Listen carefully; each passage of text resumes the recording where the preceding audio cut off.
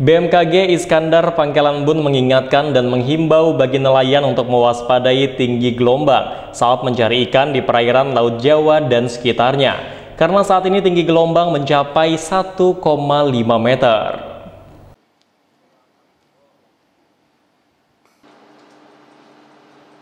Secara umum, cuaca saat ini menunjukkan nilai indeks IOD, SOI, dan NINO 3.4 tidak signifikan terhadap peningkatan pola konvektif di sebagian wilayah Indonesia. MJO berada dalam fase 4 maritim kontinen netral, sehingga tidak berkontribusi terhadap proses pembentukan awan hujan di wilayah Indonesia.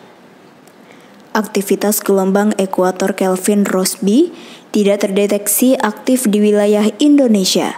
Sirkulasi siklonik terpantau berada di Laut Cina Selatan dan membentuk daerah konvergensi memanjang di Laut Cina Selatan. Daerah pertemuan angin atau konfluensi terpantau berada di perairan timur Vietnam dan di Laut Cina Selatan. Angin dominan bergerak dari arah timur ke tenggara dengan kecepatan 10 hingga 20 knot. Perakiraan cuaca di beberapa kabupaten di Kalimantan Tengah seperti di wilayah Kabupaten Kota Waringin Barat, Lamandau, Sukamara, dan di wilayah Batangkawa dari mulai tanggal 2 sampai 4 September 2024 secara umum cerah berawan dengan potensi hujan ringan pada siang hari. Perakiraan cuaca pada tanggal 5 hingga 8 September di wilayah tersebut berpotensi hujan ringan hingga sedang pada siang hingga sore hari.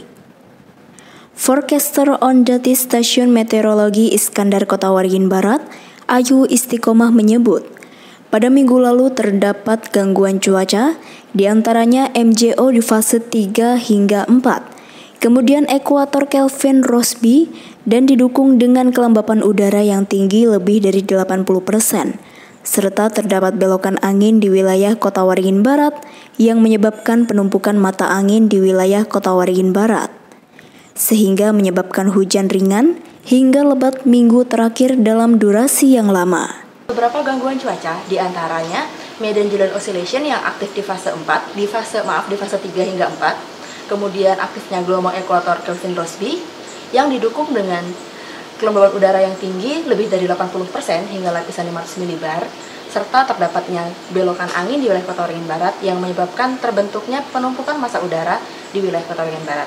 Hal inilah yang menyebabkan terjadinya hujan dengan intensitas sedang hingga lebat seminggu terakhir dalam durasi yang lama.